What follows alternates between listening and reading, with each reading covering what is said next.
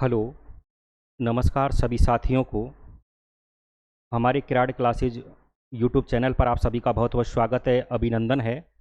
जैसा कि आपको ये दिखाई दे रहा है, मध्य प्रदेश भोज मुक्त विश्वविद्यालय से संबंधित हम आपके लिए जो 10 जून को बीएड एंट्रेंस एग्ज़ाम 2025 होने जा रहा है, उससे संबंधित हम आपके लिए एक मैराथन क्लास लेकर के आई रहे हैं। और इस मैराथन क्लास में आपको स्पेशल बीएड एंट्रेंस एग्ज़ाम 10 जून के दिन बहुत काफ़ी जो प्रश्न है वहाँ पर हूबहूब देखने को मिलेंगे। तो मैं आपसे सबसे पहले ये गुजारिश करना चाहूँगा कि आप इस क्लास को अंत तक ज़रूर देखें और हमारा जो यूट्यूब चैनल है किराड क्लासेज, उसको आप ज़रूर सब्सक्राइब करें। और हमारा जो टेलीग्राम चैनल है किराड क्लासेज के नाम से, उसको भी आप अवश्य ज्वाइन करें। मैं आपको हमारे टेलीग्राम चैनल की जो लिंक है वो वीडियो की डिस्क्रिप्शन में दे दूंगा। आप इस चैनल को ज्वाइन करने के बाद समय समय पर जो सूचनाएं हैं, नोटिफिकेशन है, क्लास की जो पैनल पीडीएफ है वो आपके लिए वहां उपलब्ध होती रहेगी। चलिए आज हम बढ़ते हैं हमारी जो क्लास है उस क्लास के पहले प्रश्न की ओर।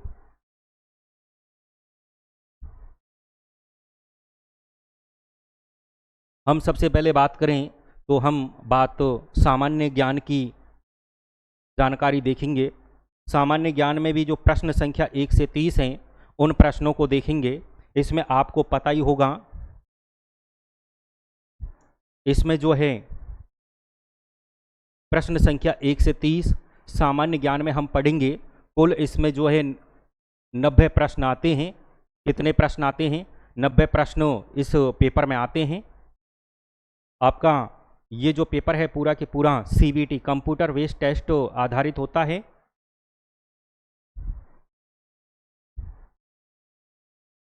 चलिए आज हम बात करते हैं हमारे जो पहला प्रश्न है उस पहले प्रश्न की।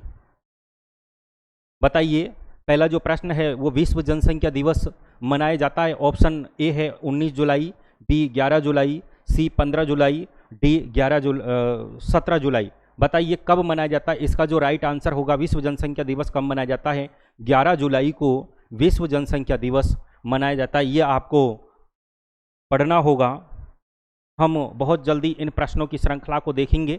मैं आपसे एक बार फिर कह रहा हूं कि हमारा जो टेलीग्राम चैनल है उसको आप ज्वाइन कर लें, यूट्यूब चैनल को आप सब्सक्राइब जरूर करें। गांधी जी ने अछूतों को मंदिरों में प्रवेश के अधिकार के लिए एक नाटकीय प्रयास किया 1940 में, 1935, 1930, 1920, 21 तिरुनेलवेली। बताइए इसका जो राइट आंसर होगा वो आपको बताना है।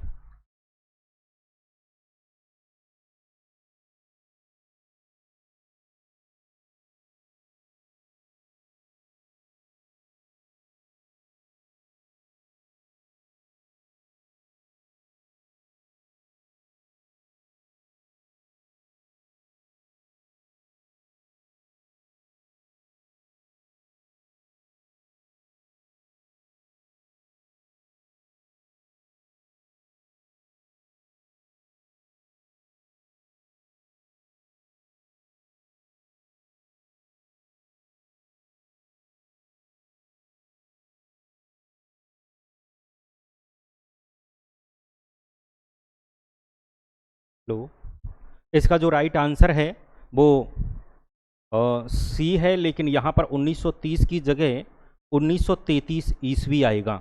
इसका जो राइट आंसर होगा वो 1933 ईस्वी आएगा। मैं बात करूं अगले प्रश्न की। तीसरा जो प्रश्न है वो ये है, मुक्त शैक्षणिक संसाधनों के राष्ट्रीय कोष, राष्ट्रीय कोष जो है NROER का प्रबंधन किया जा रहा है इग्नू के द्वारा, NCERT द्वारा, UGC द्वारा, न्यूपा द्वारा। किसके द्वारा किया जा रहा है? तीसरा जो प्रश्न है इसका राइट आंसर आपको बताना है, वो है NCERT के द्वारा इसका क्या किया जा रहा है? प्रबंधन किया जा रहा है। बात करूं मैं अगले प्रश्न की। चौथा जो प्रश्न है वो ये है, वंदे मातरम, वंदे मातरम नामक क्रांतिकारी पत्र के संपादक कौन थे? श्यामजी कृष्ण वर्मा, भीकाजी कामा, VD सावरकर या फिर GD सावरकर। बताइए कौन थे? चौथा जो प्रश्न है इसका जो राइट आंसर होगा वो थे भीकाजी कामा। कौन? भीकाजी कामा वंदे मातरम जो कार्यक्रम है, इस कार्यक्रम के क्या थे?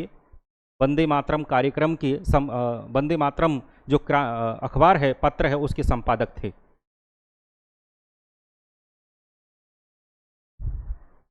आगे मैं बात करूं, पांचवा जो प्रश्न है वो ये है, 26 जून 1945 को कितने देशों ने संयुक्त राष्ट्र पत्र पर क्या किए थे? हस्ताक्षर किए थे। बताइए, ए कहता है 64, बी 61, सी 52 या फिर डी 51। इस पर कितने लोगों ने हस्ताक्षर किए थे? इसका जो राइट आंसर होगा वो होगा 51। डी ऑप्शन इसका राइट आंसर होगा। मैं बात करूं अगले प्रश्न की, छठवां जो प्रश्न है वो ये है, निम्न में से किसने भारतीय संघवाद को सहकारी संघवाद कहा है? केसी वेहरे, मॉरिस जोन्स, ग्रानविल ऑस्टिन, जेनिंग्स। इसका जो राइट आंसर होगा, छठवां जो प्रश्न है इसका राइट आंसर क्या होगा? ग्रानविल ऑस्टिन के द्वारा क्या किया गया? भारतीय संघवाद को सहकारी संघवाद कहा गया। मैं बात करूं अगले प्रश्न की, अगला प्रश्न यह है कि 7 जून 2015 से लागू राष्ट्रीय मंत्रिपरिषद ने सबके लिए आवास कब तक उपलब्ध कराना प्रस्तावित किया है? 2030, 2025, 2022 या फिर 2018? सातवां जो प्रश्न है इसका राइट आंसर आपको बताना है, वो होगा कौन? ऑप्शन सी, 2022 में क्या है? सबके लिए आवास उपलब्ध कराने के लिए कहा है। मैं बात करूं आठवें प्रश्न की, तो आठवां जो प्रश्न है वो ये है, 17 सितंबर 2015 को जारी वैश्विक नवाचार सूचकांक जिसे गिल 2015 में कौन से देश ने शीर्ष स्थान प्राप्त किया? स्विट्जरलैंड, यूनाइटेड किंगडम, स्वीडन या फिर नीदरलैंड? बताइए, इसमें 4 ऑप्शन है, 4 में से जो सही है वो आपको चुनना है। इसका जो राइट आंसर होगा वो होगा स्विट्जरलैंड।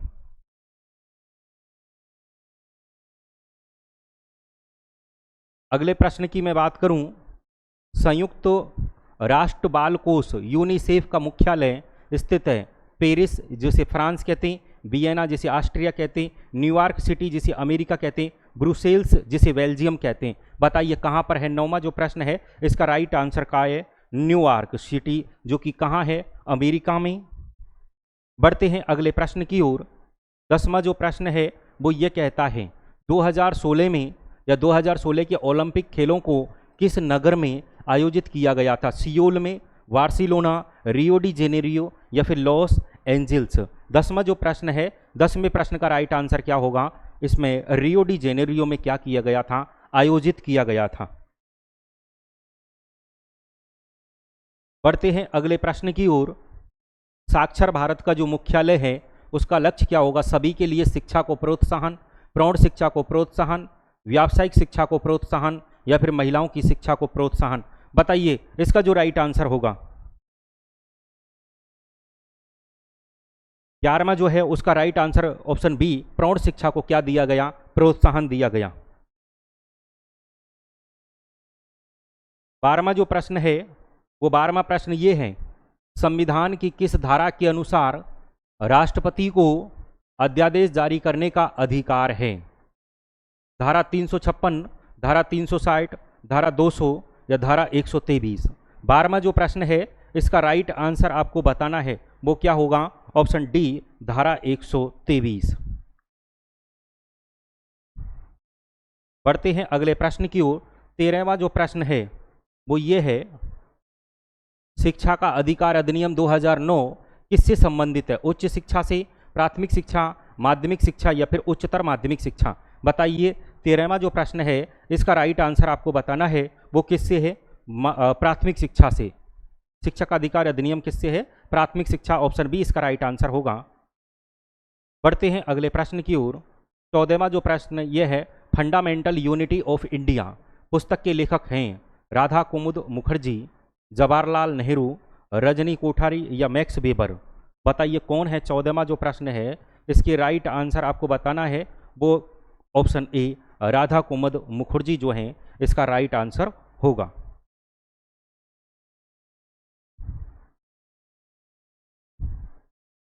बढ़ते हैं अगले प्रश्न की ओर। भाषा के आधार पर राज्य पुनर्गठन आयोग ने अपना प्रतिवेदन किस वर्ष दिया था? 1953, 1954, 1955 या फिर 1956? इसका जो राइट आंसर होगा 15वें का, वो आपको बताना है। कब दिया था? 1955 ईस्वी में। सी ऑप्शन इसका राइट होगा। 16वें प्रश्न की अगर मैं बात करूं तो जुलाई 2015 में जारी संयुक्त राष्ट्र की रिपोर्ट के अनुसार 2022 तक विश्व में सर्वाधिक जनसंख्या वाला देश होगा भारत, चीन, पाकिस्तान या फिर बांग्लादेश। 16वां जो प्रश्न है इसका राइट आंसर आपको बताना है, बताइए कौन सा होगा। 2022 तक विश्व में भारत होगा, ऑप्शन ए इसका राइट आंसर। 17वें प्रश्न की ओर मैं अगर चलूं तो 17वां प्रश्न कहता है कि सितंबर 2015 में एक रोबोट पत्रकार के द्वारा लिखी पहली रिपोर्ट किस देश में प्रकाशित हुई थी। जापान में, चीन में, जर्मनी या फिर स्विट्जरलैंड, बताइए कहां पर। 17वां जो प्रश्न है इसका राइट आंसर ऑप्शन बी, चीन में।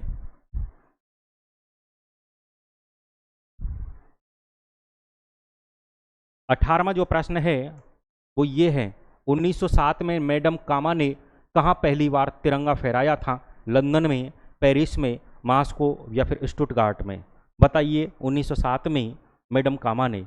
18वां जो प्रश्न है इसका राइट आंसर होगा ऑप्शन डी, स्टुटगार्ट। 19वें प्रश्न की ओर बढ़ते हैं। भारत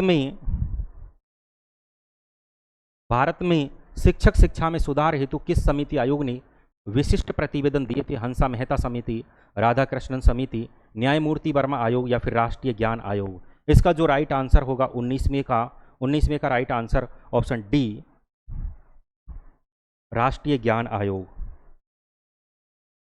मैं बढ़ूं आगे 20वें प्रश्न की ओर। 20वां प्रश्न ये कहता है कि IDSS का विस्तृत रूप है international education for disadvantage at social stage. B कहता है integrated education for disable at secondary stage. C कहता है inclusive education for disadvantage at secondary stage. और डी कहता है inclusive education for disable at secondary stage. इसका जो right answer है IEDSS का 20वां जो प्रश्न है इसका राइट आंसर होगा inclusive education for disable and secondary stage. Option D इसका राइट आंसर होगा। 21वां जो प्रश्न है, 21वां प्रश्न ये है कि संसद के दोनों सदनों के संयुक्त सत्र की अध्यक्षता कौन करता है। राष्ट्रपति, प्रधानमंत्री, राज्यसभा अध्यक्ष या फिर लोकसभा अध्यक्ष, बताइए कौन करता है संसद के दोनों सदनों के संयुक्त सत्र की अध्यक्षता। 21वां जो प्रश्न है इसका राइट आंसर होगा ऑप्शन डी, लोकसभा अध्यक्ष। बढ़ते हैं अगले प्रश्न की ओर। 22वां जो प्रश्न है वो ये है, संविधान की कौन सी धारा मुख्यमंत्री के कर्तव्यों को परिभाषित करती है। धारा 162, धारा 164, धारा 165 या फिर धारा 167। 22वां जो प्रश्न है इसका राइट आंसर क्या होगा। धारा 164 क्या है, मुख्यमंत्री के कर्तव्यों को क्या करती है, परिभाषित करती है। 23वां जो प्रश्न है वो ये है कि सूर्य से पृथ्वी तक प्रकाश पहुंचता है 8 मिनट में, 2 मिनट में, 6 मिनट में या फिर 4 मिनट में। 23वां जो प्रश्न है इसका राइट आंसर आपको बताना है वो कितनी देर में पहुंचता है, 8 मिनट में। ऑप्शन ए इसका राइट आंसर होगा। बढ़ते हैं अगले प्रश्न की ओर। 24वां जो प्रश्न है वो ये है, गांधी की सत्याग्रह युक्ति में अंतिम पद क्या था। बहिष्कार था, घेराव था, व्रत था या फिर हड़ताल। 24वां जो प्रश्न है इसका राइट आंसर क्या है, वो है ऑप्शन डी, हड़ताल था।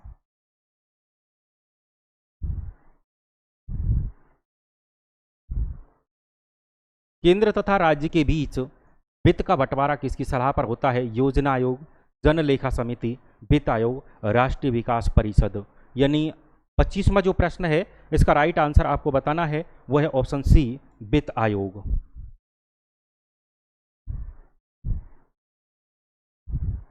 26वें प्रश्न की अगर मैं बात करूं तो किस संवैधानिक संशोधन अधिनियम ने नगरपालिका को संवैधानिक मान्यता दी। 72वां संविधान संशोधन अधिनियम, 73वां संविधान संशोधन अधिनियम, 74वां संविधान संशोधन अधिनियम या फिर 75वां संविधान संशोधन अधिनियम। बताइए नगरपालिकाओं को संवैधानिक मान्यता किस संविधान संशोधन के द्वारा दी गई थी। 26वां जो प्रश्न है इसका राइट आंसर होगा 74वें संविधान संशोधन के द्वारा क्या दिया गया, नगरपालिकाओं को संवैधानिक मान्यता दी गई थी। बढ़ते हैं अगले प्रश्न की ओर। 27वां, सरकारी निकायों को नेटवर्क आधार ई शासन समर्थन उपलब्ध करा रहा है। NIC, नेस्कॉम, सूचना प्रौद्योगिकी, स्टेट बैंक ऑफ इंडिया। बताइए इसका जो राइट आंसर होगा 27वें का वो आपको बताना है। इसका राइट आंसर क्या होगा? NIC, ऑप्शन ए इसका राइट आंसर होगा।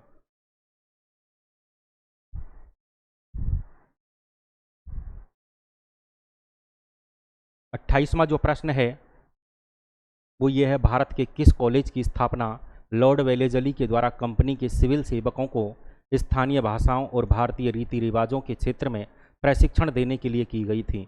East India company, Punjab national college, fort William college या फिर संस्कृत कॉलेज? इसका जो राइट आंसर होगा वो 28वां प्रश्न जो है इसका राइट आंसर आपको बताना है, वो क्या होगा? Option C, Fort William College की स्थापना की गई थी। बढ़ते हैं 29वें प्रश्न की ओर। 29वां जो प्रश्न है वो ये है, भारतीय संविधान का अनुच्छेद 32 इस भाग द्वारा प्रदत्त अधिकारों के प्रवर्तन के लिए उपाचार किससे संबंधित है? केंद्र सरकार, राज्य सरकार, भारतीय नागरिकों के मौलिक अधिकार, राज्य नीति के निर्देशक सिद्धांत? बताइए 29वां जो प्रश्न है इसका राइट आंसर आपको बताना है, वो कौन सा है? भारतीय नागरिकों के जो मौलिक अधिकार हैं वो उनसे संबंधित है। 30वां जो प्रश्न है वो ये है, पृथ्वी दिवस कब मनाया जाता है? 16 फरवरी, 4 अप्रैल, 22 अप्रैल या फिर 27 सितंबर? 30वां प्रश्न इसका राइट आंसर आपको बताना है, वो कब मनाया जाता है पृथ्वी दिवस? 22 अप्रैल को। बढ़ते हैं अगले प्रश्न की ओर। इस तरह से ये जो है सामान्य ज्ञान के प्रश्न संख्या थे 1 से 30। अब हम आगे बात करते हैं मानसिक योग्यता की। मानसिक योग्यता के जो प्रश्न हैं उनकी संख्या भी 30 होगी और वो 31 से लेकर 60 तक होंगे।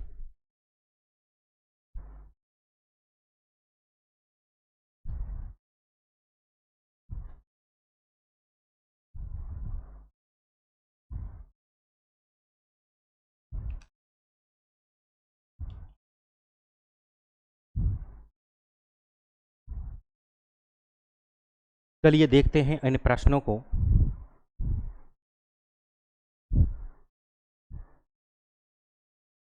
पहला प्रश्न ये कहता है 31 से 34 तक के हमें इनके आंसर देने हैं। कहाँ से? 31 से 34 तक, और इनको पढ़ करके हमें उत्तर देना होगा।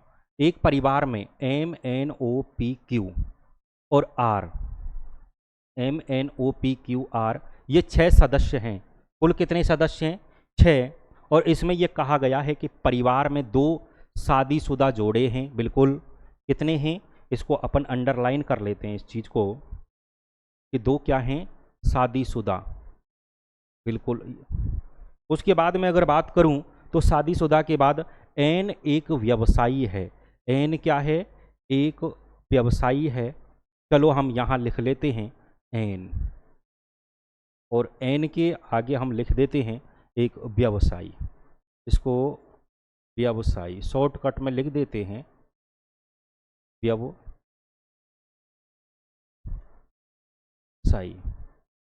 ये लीजिए, N एक व्यवसायी है। आगे मैं बात करूं, तथा Q का पिता है। किसका पिता है? N। ये Q का पिता है, तो फिर Q कहाँ आएगा? नीचे आएगा। इसका और इसका क्या संबंध हुआ? पिता। ये कौन हो गया? ये सब पिता हो गए। क्या हो गए? पिताजी हो गए। तथा RO का दादा है। R क्या है? O का दादा है। ये मान लीजिए यहाँ R है। क्या है? R। ये मान लेते हैं R जो है यहाँ कोई होगा, और ये O का क्या है? दादा है। ये मान लीजिए ये जो है ना, ये दादा है। ये ठीक है साहब, RO का दादा है। आगे ये जो है कह रहा है इस लाइन को, तथा प्रॉपर्टी डीलर है। और ये कौन है? ये प्रॉपर्टी डीलर है। प्रॉपर्टी डीलर है। बिल्कुल प्रॉपर्टी डीलर है। PQ की दादी है। P जो है, P किसकी दादी है? Q की। इस Q की दादी कौन है? P। ये लीजिए,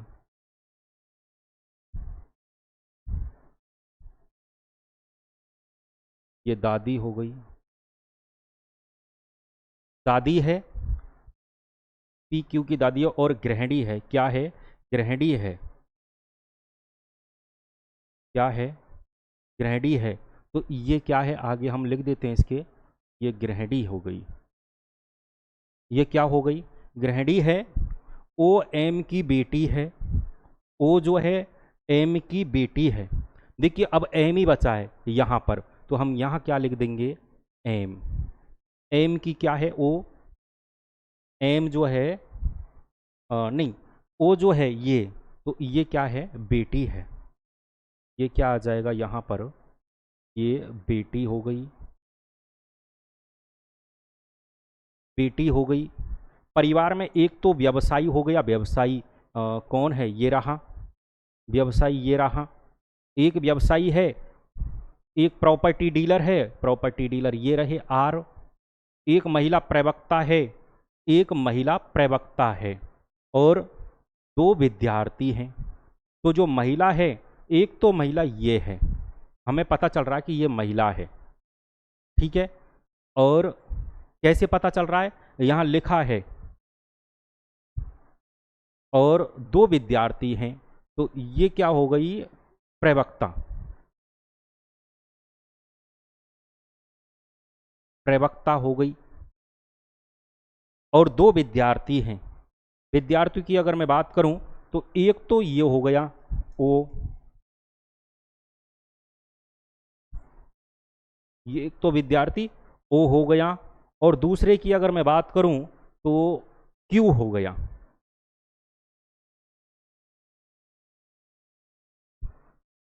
अब देखिए यहां पर इनका जो संबंध है, ये महिला है क्या, गृहिणी, ये पुरुष है। ये आपस में पति पत्नी हुए क्या। इधर ये व्यवसायी है, ये प्रवक्ता है, महिला है ये भी पति पत्नी हुए क्या, बिल्कुल। और ये दोनों क्या हो गए, भाई बहन हो गए। इस तरह से ये संयोग बनता है।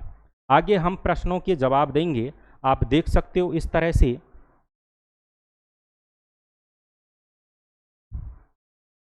एम का ससुर कौन है, हमने वो जो चार्ट बनाया था उस चार्ट के आधार पे आप देख सकते हो एम का ससुर कौन होगा।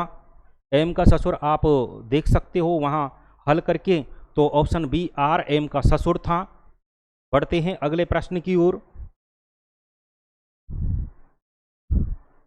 एम का जो व्यवसाय है, वो व्यवसाय क्या है, गृहिणी है, विद्यार्थी है, प्रवक्ता है या प्रॉपर्टी डीलर है।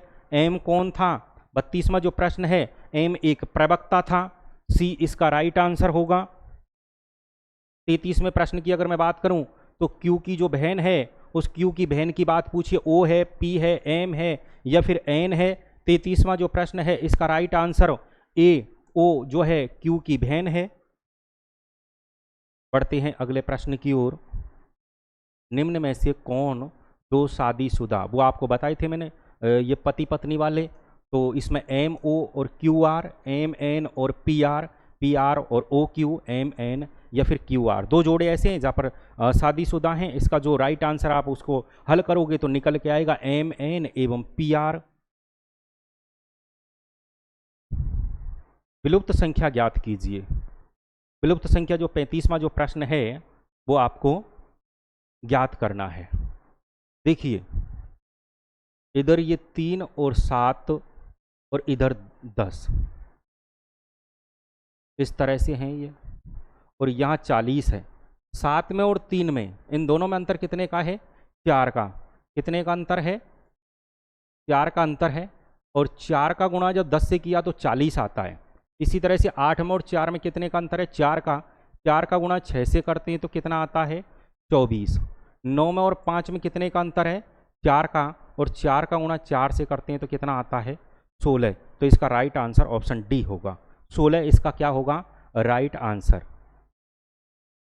बढ़ते हैं अगले प्रश्न की ओर। विकल्पों में से विलुप्त अंक ज्ञात कीजिए। निर्देश जो है 36 से 39 तक के हैं। निम्नलिखित प्रश्नों में एक क्रम है वो देखना है हमें, ये जो है क्रम देखना है हमें।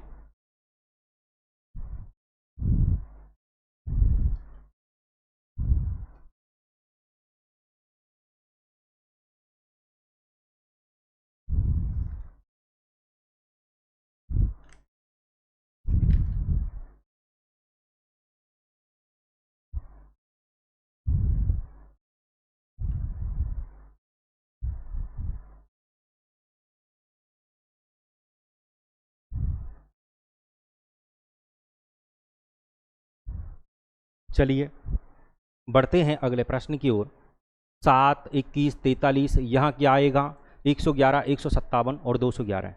इसको अगर हम देखते हैं जो है 7 और 21 जो है, इसमें हम अंतर देखते हैं। पहले क्या देखते हैं? अंतर कितना है? 7 और 21 की अगर मैं बात करूं तो इनमें जो अंतर है वो अंतर कितने का है? +14 का। कितने का है? 14 का। 21 और 43 की अगर मैं अंतर की बात करूं तो इन दोनों में अंतर कितने का है? 42 का। कितने का है? 42 का। 14 और 21, और इसमें जो है 21 और इसमें अंतर कितने का है? 22 का। इन दोनों के बीच में अंतर कितने का है? 22 का है। और आगे मैं बात करूं तो यहाँ पर अंतर जो आएगा वो कितने का आएगा? यानी 7, 14, 21, 7 या 21 और 1, 22। आगे मैं बात करूं तो अंतर यहाँ जो आएगा वो 30 का आएगा। कितने का आएगा? 30 का।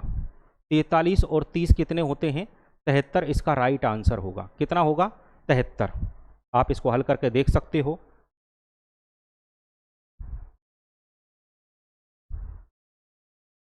आगे मैं बात करूं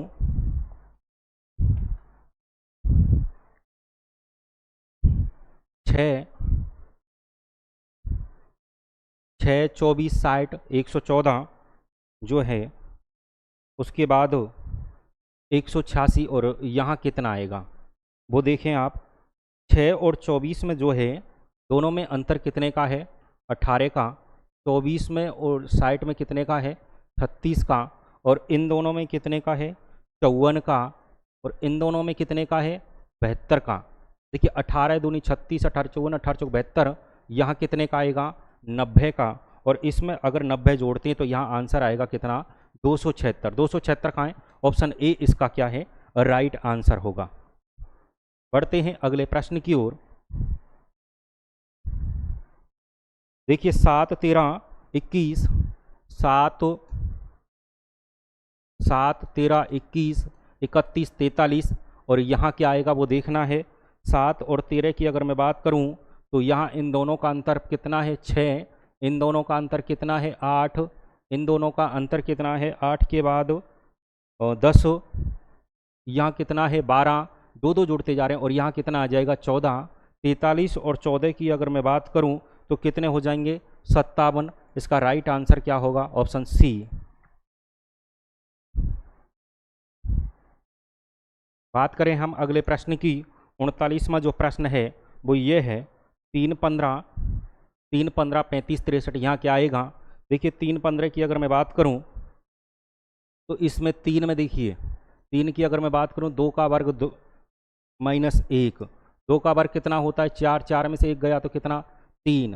15 की अगर मैं बात करूँ तो 4 का वर्ग बराबर 4 का वर्ग -1 बराबर 4 का वर्ग कितना होता है? 16। 16 में से 1 गया तो कितना?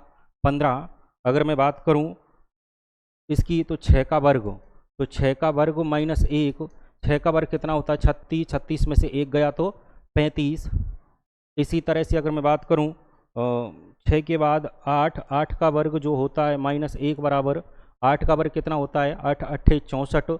64 में से 1 गया तो 63। यहाँ पर एक क्रम बढ़ता रहा है 3, 4, 6, 8 इस तरह से। सॉरी, ये जो है 2,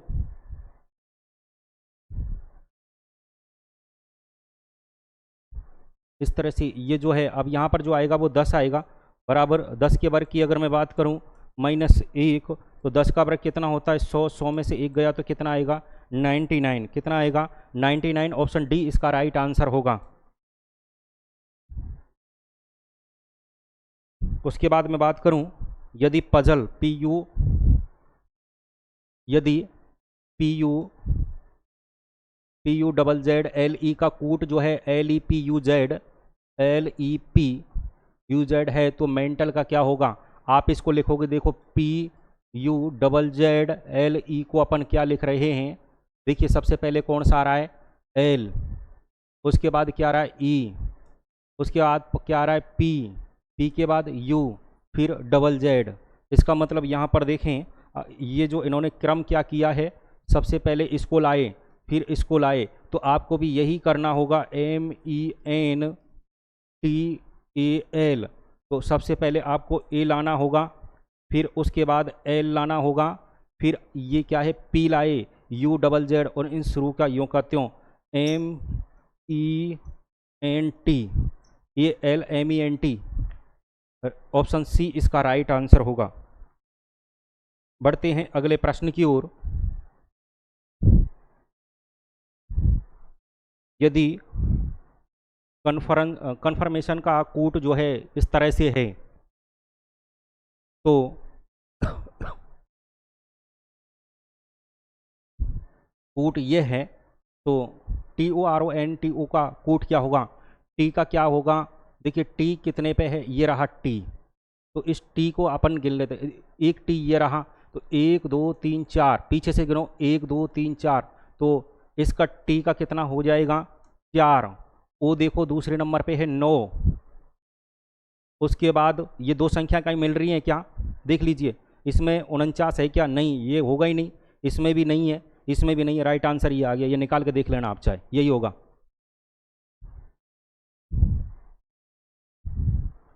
उसके बाद 42वां जो प्रश्न है, इसकी अगर मैं बात करूं, तो कौन सा युग्म अन्य से किसी एक प्रकार से भिन्न है, कौन सा जो युग्म है अन्य किसी से किसी एक प्रकार से भिन्न है। कस्बा सैंडी, गांव में मॉल होता है, नगर में मार्केट, आर्केड दुकान, तो इसका मतलब ये तीनों तो समान हैं, यही भिन्न है, इसका राइट आंसर ऑप्शन ए होगा।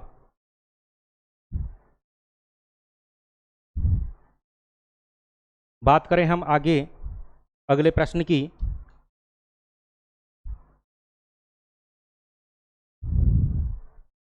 तो ये कह रहा है गीता, सीता, प्रेमिला, भावना और नफीसा 5 मित्र हैं। देखिए पहली कौन है, गीता, कौन है पहली जो है वो है गीता, गीता के बाद सीता, सीता के बाद प्रेमिला, प्रेमिला के बाद है भावना, और भावना के बाद है नफीसा। ये 5 हो गए।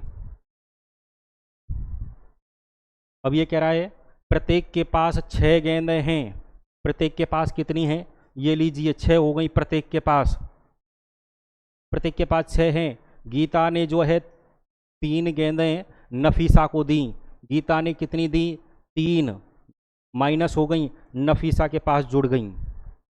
जिसने 4 गेंदें, इसने 4 गेंदें जो हैं किसको दे दी, प्रेमिला को, यहाँ से 4 चली गई और प्रेमिला के पास 4 जुड़ गई।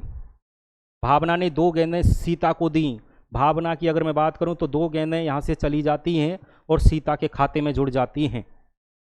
जिसने 3 गेंदें गीता को दी, इसने जो है 3 गेंदें किसको दे दी, गीता को दे दी।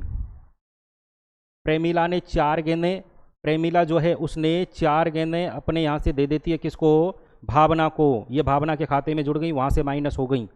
जिसने 2-2 गेंदें भावना को दी, अब भावना जो है 2-2 गेंदें दे रही है, किसको दे रही है, नफीसा और गीता को, नफीसा के खाते में और गीता के खाते में जुड़ जाती हैं। अब हम बात कर रहेंगे कि किसके पास कितनी गेंदें रहती हैं। देखिए 6 में से 3 गए तो 3, 3 और 3 6 और 2 8, इसके पास कितनी रहती हैं, इसके पास जो है वो रहती हैं कितनी, 8। सीता के पास 6 और 2 8 में से 3 गई तो कितनी रहती हैं, 5। प्रेमिला के पास 6 और 4 10 में से 4 गई तो कितनी रहती हैं, 6। भावना के पास 6 में से 2 गई तो 4, 4 और 4 8, 8 में से 2 गई तो 6, 6 में से 2 गई तो कितने, 4। नफीसा के पास 6 और 3 9, 9 में से 4 गई तो 5, 5 और 2 7, इस तरह से इनके पास ये गेंदें शेष बचती हैं। आगे हम प्रश्नों की बात करेंगे, देखो जो प्रश्न हैं इस तरह से आप देख सकते हो।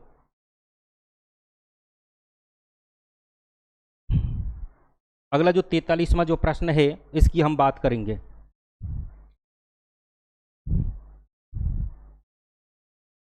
43वां प्रश्न ये कहता है कि नफीसा के पास कितनी गेंदें हैं?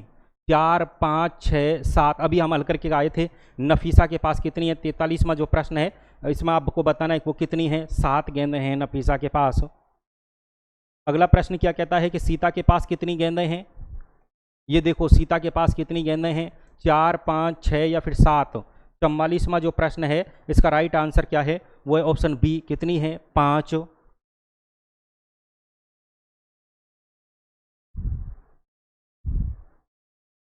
किसके पास सबसे कम गेंदें हैं? भावना, नफीसा, सीता या फिर प्रेमिला। अभी हम हल करके आए थे। आपको देखना है कि सबसे कम किसके पास हैं। वो है भावना के पास।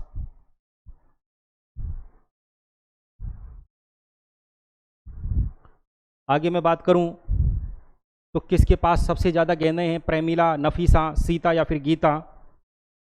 बताइए 46वां जो प्रश्न है इसका राइट आंसर। 46वां जो प्रश्न है इसका राइट आंसर क्या है? वो है ऑप्शन डी, गीता के पास।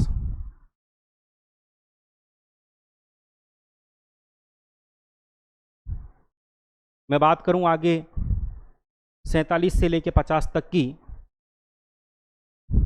47 से लेकर 50 तक की कुछ प्रश्न हैं यहाँ पर। ए तथा बी क्रिकेट एवं हॉकी खेलते हैं। ए, बी, ये क्रिकेट, क्रिकेट, हॉकी। ए खेल रहा है, बी भी क्रिकेट और हॉकी खेल रहा है। ए तथा बी क्रिकेट एवं हॉकी खेलते हैं। बी और डी, ये सी भी होगा जब डी है तो। बी और डी जो है ये दोनों बी और डी क्या खेलते हैं? टेनिस। इसका मतलब बी टेनिस भी खेलता है और डी भी टेनिस खेलता है। ए तथा सी वॉलीबॉल एवं टेनिस। ए और सी वॉलीबॉल और टेनिस। ए तथा सी, ये लीजिए टेनिस और वॉलीबॉल। वॉलीबॉल। सी, डी, ई फुटबॉल। सी, डी, सी फुटबॉल खेलता है, डी फुटबॉल खेलता है और ई भी क्या खेलता है? फुटबॉल। इस तरह से हमने खिलाड़ियों का क्या कर दिया? वितरण कर दिया। आगे कुछ प्रश्न पूछेगा, उन प्रश्नों को हम देखेंगे। कौन क्रिकेट, हॉकी तथा वॉलीबॉल खेलते हैं? यह पूछा कि कौन क्रिकेट तथा हॉकी, क्रिकेट, हॉकी और वॉलीबॉल खेलते हैं। 47वां जो प्रश्न है अभी आप पढ़ के आए थे। कौन खेलता है? Option A right answer. 48वां जो प्रश्न है वो ये कहता है कि कौन केवल फुटबॉल खेलता है? ए, बी, डी या फिर ई। 48वां जो प्रश्न है इसका राइट आंसर क्या होगा? वो है ऑप्शन डी। 48वां जो प्रश्न, कौन केवल फुटबॉल खेलता है, इसका जो राइट आंसर होगा वो होगा ऑप्शन डी, यानी ई खेलता है। 49वां जो प्रश्न है वो ये है कि कौन टेनिस तथा फुटबॉल खेलता है? ए, बी, सी या फिर डी। 49वां जो प्रश्न है इसका राइट आंसर क्या होगा? ऑप्शन डी, यानी डी खेलता है। 50वें प्रश्न की अगर मैं बात करूं, कौन वॉलीबॉल तथा फुटबॉल खेलते हैं? ए, बी, सी और फिर डी। 50वां जो प्रश्न है इसका राइट आंसर क्या होगा? Option C. अब देखिए 51वां जो प्रश्न है।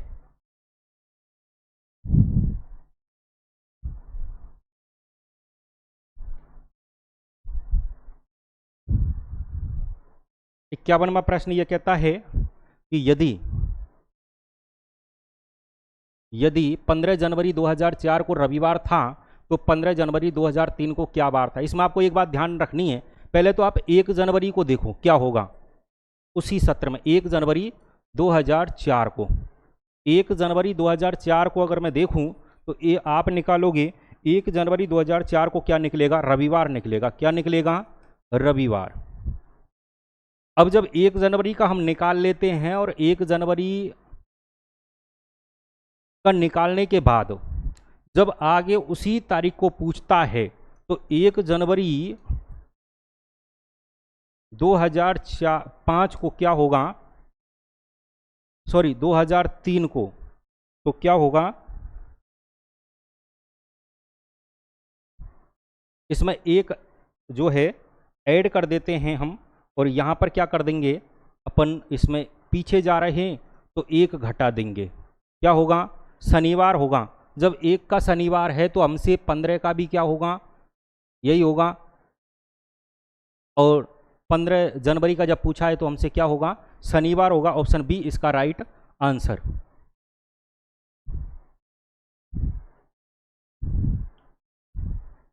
निम्नांकित प्रश्नों में 3 में से 4 एक जैसे हैं और इसलिए एक समूह बनाते हैं, कौन सा समूह सही नहीं है वो हमें देखना है।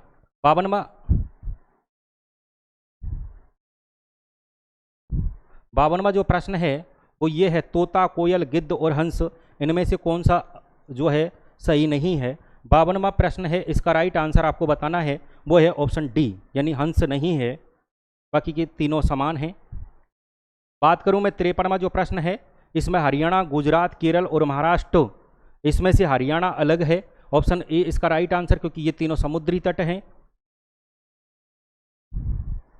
बात करूं मैं 54वां जो प्रश्न है इसकी, तो आलू, धनिया, अदरक और प्याज, अदरक, प्याज, आलू की अगर मैं बात करूं तो बी इसमें धनिया अलग होगा, ये तीनों के तीनों खेत में जड़ के रूप में उगते हैं। उसके अलावा मैं बात करूं 55वां जो प्रश्न है,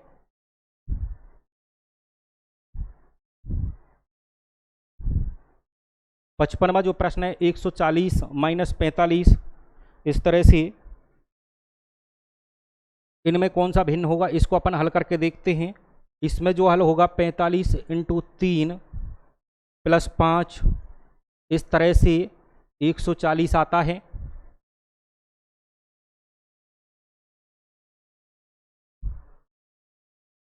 इसकी अगर मैं बात करूं तो 35 इंटू 3 प्लस 5 बराबर 110 आता है। इसी तरह से अगर मैं बात करूं तो 25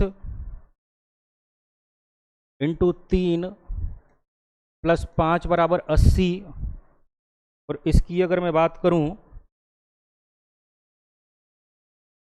तो इसमें जो है कौन सा होगा, हमें ये मिल चुका है, इसमें यही होगा, कौन सा होगा, इसमें ऑप्शन सी जो है असम्मिलित होगा।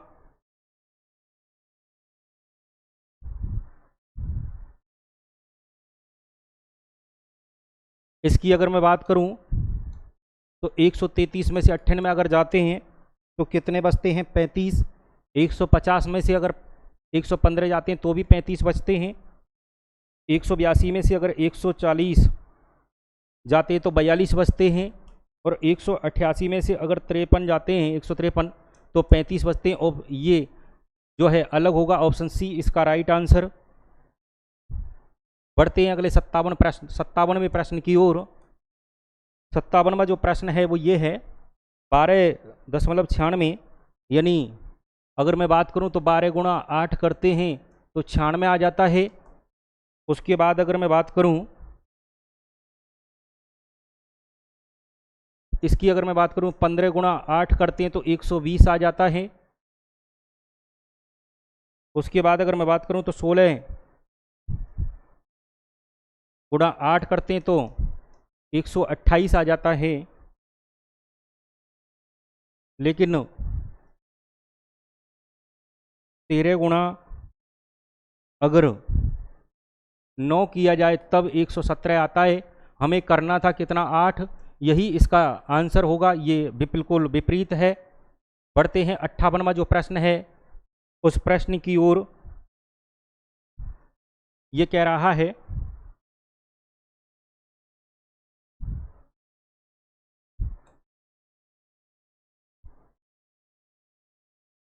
पंद्रह माइनस 46, तो 15 इंटू 3 माइनस 1 बराबर 46।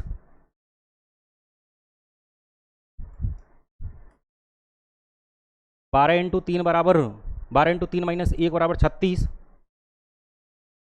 9 इंटू तीन माइनस एक बराबर 9 तिया 27 में से एक गए तो 26।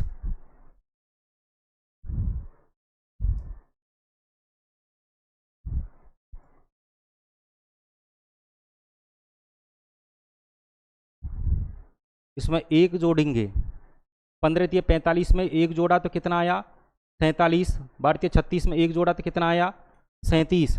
एक बार दोबारा देखें इसको,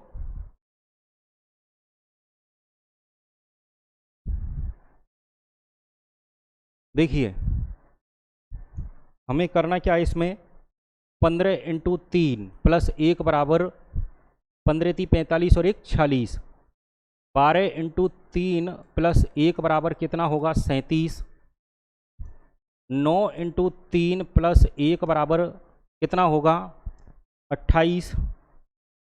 और 8 इंटू तीन प्लस एक होना चाहिए था 8 या 24 और एक 25, जबकि ये है क्या है 8 इंटू चार प्लस एक बराबर कितना है 33। तो इसका राइट आंसर क्या होगा डी होगा, यही सबसे अलग है। 59वें प्रश्न की अगर मैं बात करूं तो महाविद्यालय जो है उस महाविद्यालय का विद्यार्थी से वही संबंध है जो अस्पताल का किससे है, रोगी से। ऑप्शन डी इसका राइट आंसर होगा।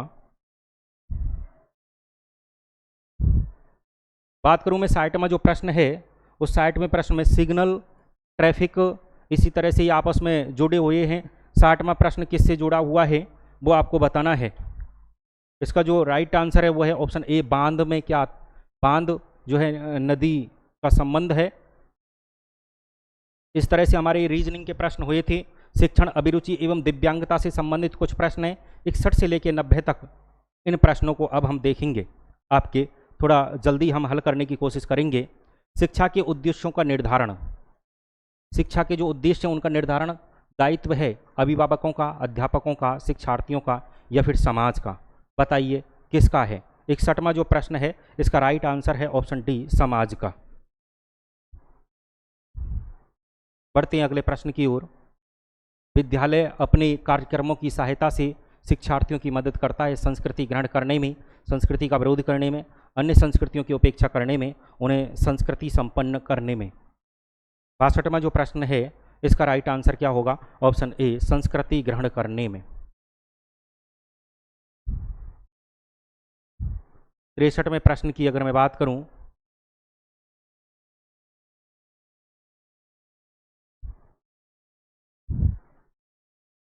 तो 63वां जो प्रश्न ये कहता है सभी शिक्षार्थियों को गृह कार्य में रुचि उत्पन्न करने के लिए वे होने चाहिए एक समान स्तर के, शिक्षार्थियों की योग्यता के अनुसार, केवल पुस्तक में, केवल पुस्तक के बाहर से।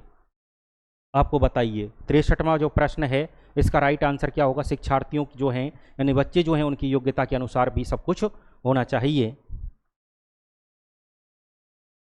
अगला जो प्रश्न है वो ये है, नवोदय विद्यालयों की स्थापना की गई थी ग्रामीण क्षेत्रों में विद्यालयों की संख्या बढ़ाने के लिए, ग्रामीण क्षेत्रों में अच्छी शिक्षा प्रदान करने के लिए, सर्व शिक्षा अभियान की पूर्ति के लिए या फिर ग्रामीण क्षेत्रों में शिक्षा के अपव्यय को रोकने के लिए।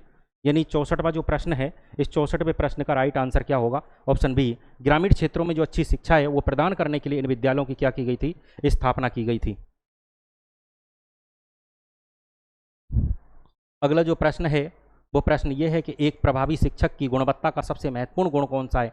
पढ़ाए जाने वाले विषय का गहन ज्ञान, एक सख्त अनुशासन, शिक्षार्थियों के साथ अच्छा समन्वय, एक अच्छा प्रेरक होना चाहिए। 65वां जो प्रश्न है इस 65वें प्रश्न का राइट आंसर क्या होगा, ऑप्शन ए, पढ़ाए जाने वाले विषय का क्या होना चाहिए, गहन ज्ञान होना चाहिए। बढ़ते हैं अगले प्रश्न की ओर।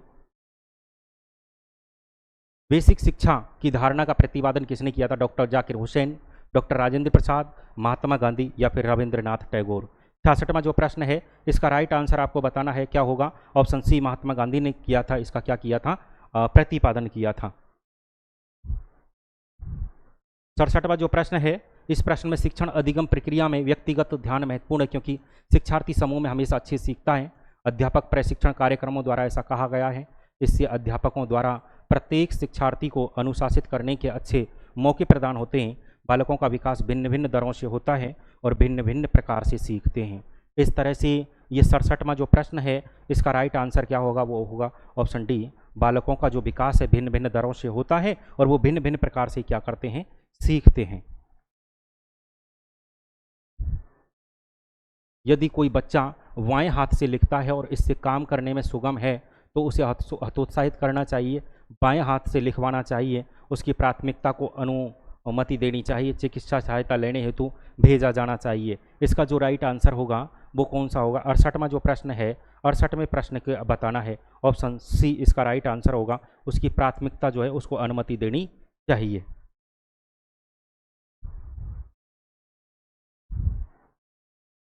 अधिगम के विषय की अगर मैं बात करूं तो अधिगम के विषय में निम्न में से कौन सा कथन सही है, बच्चों द्वारा गलतियां करना दर्शाता है कि कोई अधिगम नहीं हुआ। अधिगम उसी वातावरण में प्रभावशाली होता है जिसमें शिक्षार्थियों के लिए संवेगात्मक, सकारात्मक, उन्हें संतुष्ट करने वाला हो। अधिगम अधिगम के किसी भी स्तर पर संवेगात्मक कारकों से प्रभावित नहीं होता। अधिगम मूलभूत रूप से एक मानसिक गतिविधि है। बताइए इसका जो राइट आंसर होगा, 69वां जो प्रश्न है 69वें प्रश्न का राइट आंसर क्या होगा, ऑप्शन बी, अधिगम जो है उसी वातावरण में प्रभावशाली होता है जिसमें शिक्षार्थियों के लिए संवेगात्मक, सकारात्मक और उन्हें संतुष्ट करने वाले हों। 70वां जो प्रश्न है 70वें प्रश्न की अगर मैं बात करूं तो गृह कार्य देने का लाभ यह है कि शिक्षार्थी घर पर व्यस्त रहते नो घर पर पढ़ते नहीं, उनकी तरक्की का आकलन किया जा सकता है, स्वयं अध्ययन की आदत विकसित होती है। इसका जो राइट आंसर होगा 70वां है, इसका राइट आंसर आपको बताना है वो है ऑप्शन डी, बच्चों में किसकी आदत पड़ती है, स्वयं अध्ययन की।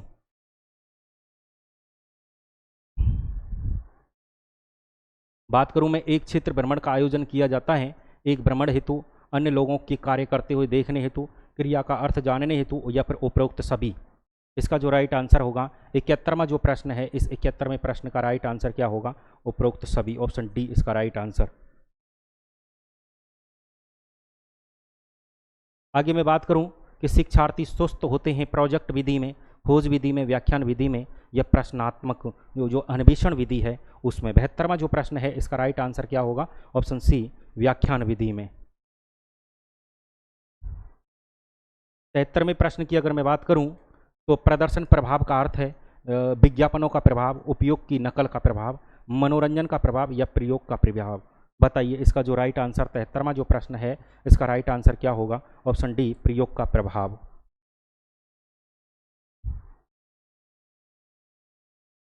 आगे मैं बात करूं डिसलेक्सिया। डिसलेक्सिया जो है शारीरिक अक्षमता जिसमें अक्षम उंगलियों से लिखने की योग्यता का प्रभावी होती है, कम दिखाई देने से संबंधित है, सामान्य बोध बुद्धि के बावजूद तीव्र गति एवं उचित संप्रेषण को पढ़ने में कठिनाई है, श्रवण दोष से संबंधित भाषा आधारित अधिगम कठिनाई। डिसलेक्सिया डिसलेक्सिया जो है 74वां जो प्रश्न है उस 74वें प्रश्न का राइट आंसर आपको बताना है।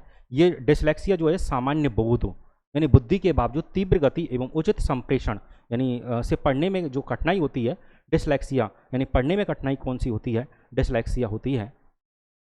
75वें प्रश्न की अगर मैं बात करूं तो यदि अपनी कक्षा में किसी शिक्षार्थी को खराब कपड़े पहने पाते हैं तो आप करेंगे, शिक्षार्थी को कक्षा में उपस्थित ना रहने को, उसका मजाक उड़ाएंगे, उसको कक्षा में ऐसे कपड़े नहीं पहनने के लिए परामर्श देंगे, उसकी ओर ध्यान नहीं दे देंगे। बताइए इसका जो राइट आंसर है 75वां, इस 75वें का राइट आंसर क्या होगा, ऑप्शन सी, उसको कक्षा में ऐसे कपड़े नहीं पहनने के लिए क्या देंगे हम, परामर्श देंगे यानी सलाह देंगे। बात करूं मैं 76वां जो प्रश्न है उस 76वें प्रश्न की कुछ शिक्षार्थी अध्ययन में पिछड़े हैं, उनकी ओर आपका रवैया कैसा है, कठोर है, सहानुभूतिपूर्ण, उदारतापूर्ण या फिर प्रेमपूर्ण। बताइए कैसा है, किस तरह का रवैया होगा आपका। इसका जो राइट आंसर है 76वां जो प्रश्न है, इस 76वें प्रश्न का राइट आंसर क्या होगा, ऑप्शन बी, सहानुभूतिपूर्ण होगा।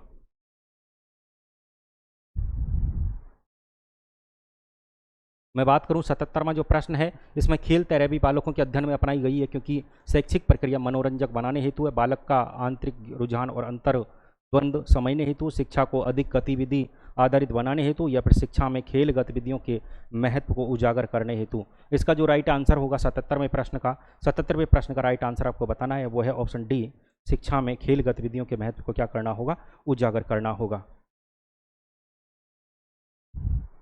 अगले आगे मैं बात करूं तो शिक्षा अधिगम संबंधी जो विद्यार्थी उनकी समस्याओं का सबसे अच्छा समाधान कठोर परिश्रम का सुझाव है, पुस्तकालय में निर्देशित अध्ययन है, प्राइवेट ट्यूशन का सुझाव है, निदानात्मक अध्यापन है। 78वां जो प्रश्न होगा इसका राइट आंसर क्या होगा, ऑप्शन डी, निदानात्मक अध्यापन।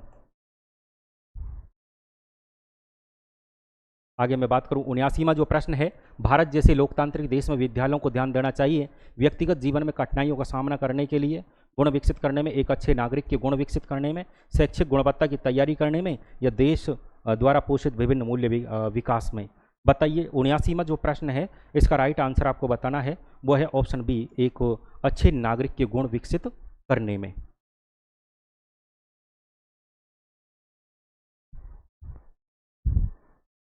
यह स्पष्ट रूप में माना जा सकता है कि एक शिक्षार्थी नियम समझती है यदि वह इसके और उदाहरण दे पाए। जिन समस्याओं के समाधान में इसका उपयोग हो सकता है उसमें उपयोग करें।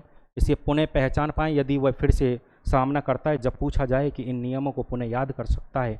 80वां जो प्रश्न है इसका राइट आंसर होगा ऑप्शन बी, जिन समस्याओं के समाधान में इसका उपयोग हो सकता है उसमें उपयोग करें। 81वां जो प्रश्न है इसकी अगर मैं बात करूं तो आपकी समय सारणी के कार्यवाहक होने के नाते आपके द्वारा निवेदन के बावजूद एक शिक्षक हमेशा देर से आता है, ऐसी स्थिति में आप करोगे अन्य शिक्षकों की उपस्थिति में उसकी बदनामी करोगे? नहीं, ये तो हो ही नहीं सकता। उसे समय पर आने का परामर्श देंगे, प्रधानाध्यापक को सूचित करोगे, उससे बेखबर रहोगे। इसका राइट आंसर जो होगा ऑप्शन बी, हम उससे सलाह दे सकते हैं कि आप ऐसा ना करें। 82वां जो प्रश्न है वो ये, प्रत्येक शिक्षार्थी अपने आप में अनोखा है। इसका अर्थ है कोई भी दो शिक्षार्थी अपनी योग्यता, रुचि और गुणों में एक जैसे नहीं हैं। शिक्षार्थियों में ना ही कोई समान गुण होते हैं और ना ही वे समान लक्ष्य साझा करते हैं। सभी शिक्षार्थियों के लिए एक समान पाठ्यचर्या संभव नहीं है। एक भिन्नता वाली कक्षा में शिक्षार्थियों की प्रतिभाओं का विकास असंभव है। इसका जो राइट आंसर होगा 82वां जो प्रश्न है, इस 82वें प्रश्न का राइट आंसर क्या होगा? ऑप्शन ए, यानी कोई भी दो शिक्षार्थी अपनी योग्यता, रुचि और गुणों में एक जैसे नहीं होते, हमेशा एक दूसरे से क्या होते? भिन्न होते हैं। 83वां जो प्रश्न है, अंत सेवा शिक्षक प्रशिक्षण को और प्रभावी बनाया जा सकता है। इसका राइट आंसर आपको बताना है, पहले से उचित और रूप में तैयार किया गया प्रशिक्षण पैकेज का उपयोग करके, इसे रियायती कार्यक्रम बनाकर, सहयोगी रोक अपनाकर या प्रशिक्षण के अनुवर्तन क्रियाकलाप अपना करके। इसके 4 ऑप्शन है, उसका जो राइट आंसर होगा 83वें का वो आपको बताना है, वो है ऑप्शन ए, पहले से उचित रूप में तैयार किया गया प्रशिक्षण पैकेज का उपयोग करके। आगे मैं बात करूं एनसीटीई की बीएड पाठ्यक्रम की रूपरेखा 2014 में निम्नलिखित में से किस पर बल दिया गया था? आईटी सूचना तकनीकी, आईसीटी सूचना और संप्रेषण तकनीकी, ईटी शैक्षिक तकनीकी या फिर सीटी संप्रेषण तकनीकी। बताइए किस पर बल दिया गया था? 84वां जो प्रश्न है इसका राइट आंसर आपको बताना है, वो है आईसीटी सूचना और संप्रेषण तकनीकी।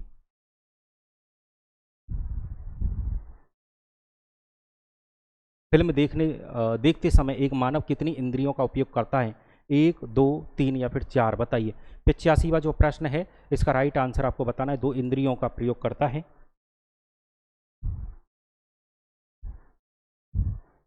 86वां जो प्रश्न है वो ये है, भारतीय संविधान के किस अनुच्छेद में 6 से 14 वर्ष की आयु के बच्चों के लिए निःशुल्क एवं अनिवार्य शिक्षा का अधिकार शामिल किया गया?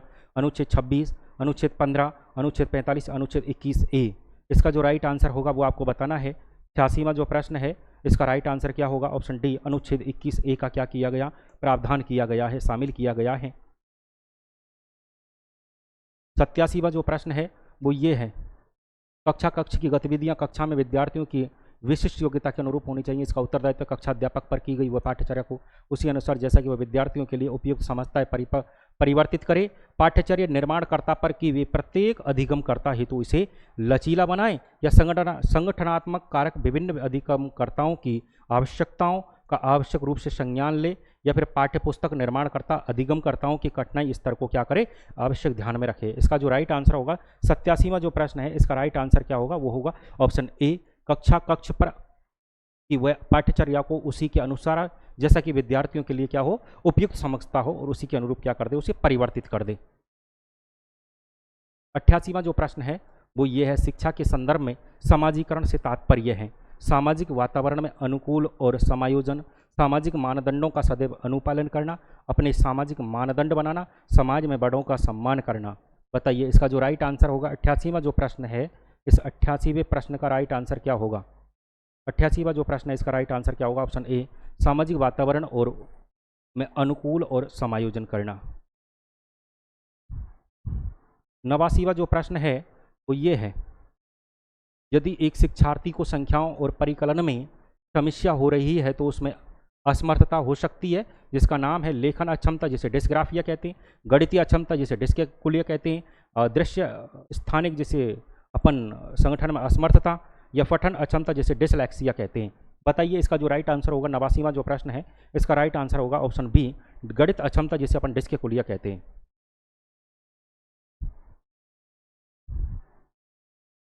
बात करते हैं हम हमारे अगले प्रश्न की, पाठ्यचर्या में विभिन्न गतिविधियां और अनुभवों का समावेश आवश्यक रूप से होना चाहिए आनंद प्राप्ति एवं उबाऊपन से स्वतंत्रता हेतु। प्रत्येक बच्चे द्वारा किसी गतिविधि में निपुणता प्राप्त करने हेतु बच्चों की सभी क्षमताएं समान रूप से विकसित करने हेतु सहभागी गतिविधियां कठिन विषयों के लिए अधिगम में सहायक होती हैं। इसका जो राइट आंसर होगा 90वां जो प्रश्न है, इस 90वें प्रश्न का राइट आंसर क्या होगा, ऑप्शन बी, प्रत्येक बच्चे के द्वारा किसी गतिविधि में निपुणता प्राप्त करने के लिए क्या है। इस तरह से आज हमारी जो है ये पूरी की पूरी एक मैराथन क्लास थी। हमने पहली मैराथन क्लास आपके सामने रखी है बीएड एंट्रेंस एग्ज़ाम जो है स्पेशल, उसके से संबंधित मैं आपसे यही गुजारिश करना चाहूँगा सभी विद्यार्थियों से कि जो भी इस क्लास को देख रहे हैं वो हमारी जो यूट्यूब चैनल है उसको सब्सक्राइब कर दें और हमारा जो टेलीग्राम चैनल है उसको आप ज्वाइन कर लें, जिसकी वीडियो की डिस्क्रिप्शन में आपको लिंक दे दूंगा। हम ऐसे ही लगातार आपके लिए मैराथन क्लास लेकर के आ रहे हैं। आप हमारे चैनल को जरूर सब्सक्राइब करें और हमारे जो टेलीग्राम चैनल है उसको आप ज़रूर ज्वाइन करें। आज के लिए बस इतना ही, बहुत बहुत धन्यवाद। मिलते हैं हम हमारी अगली नेक्स्ट क्लास में।